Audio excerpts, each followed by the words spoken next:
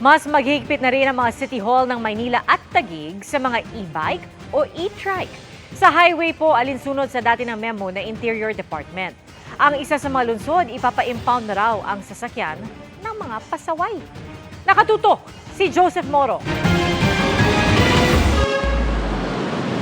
Nakapaskil ang babala na bawal ang tricycle, tok-tok, pedicab at electric o e-bike sa Taft Avenue sa Maynila. Pero may terminal ng e-trike at tricycle sa mismong Taft. Alam naman daw ng ilang driver gaya ni Danilo na bawal sila sa mismong Taft. Sa mga iskinita lang po daw kami, ang sabi. Wala naman po kami magiging pasahero sa iskinita. Yung iba makukulit sir eh. Pero titikitan natin yan sir. Ayon sa Manila City Hall, impound ang parusa sa mga mahuhuling e-trike o e-bike dahil walang rehistro ang mga ito. Pero si JR may ipinakitang permit na binayaran daw nila sa City Hall. Para hindi ka mahuli. Kailangan talaga may ganito katapos may body number ka. Hindi naman kami nandito para tanggalan ang mga mamamayan ng kanilang mas affordable way to transport as long as nandoon sila sa mga local roads at wag sa national roads. Sila lang nagsasabi sa gabal kami. Maghahanap buhay lang naman kami. Wala nang jeep dyan. Papunta ng pier. Pag binawal to, anong sasakyan nila?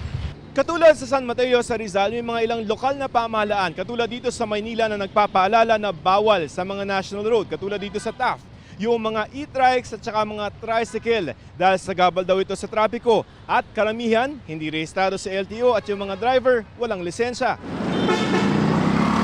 Pabor sa pagpaparehistro ng mga e-bikes ang Maynila. Kasama sa pag-register nito is the proper education ng owner at driver. Also, yung tamang edad ng mga dapat nagmamaneho ng mga e-bike.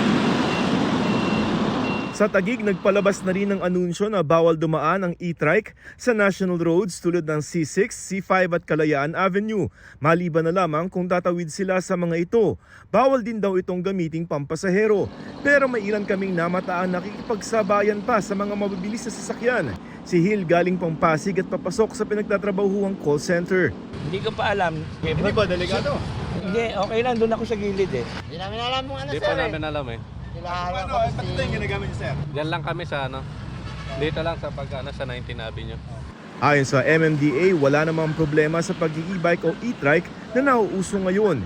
Pero dahil kailangan ng regulasyon, panahon na raw para iparehistro ang mga ito at i-require ang driver's license sa mga magmamaneho nito. Lalo't ayon sa MMDA, nasa lampas 500 ang naaksidenteng e-bike sa Metro Manila noong isang taon.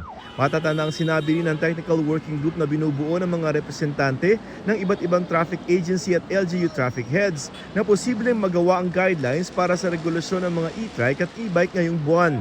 Para sa GMA Integrated News, Joseph Morong, nakatutok 24 oras.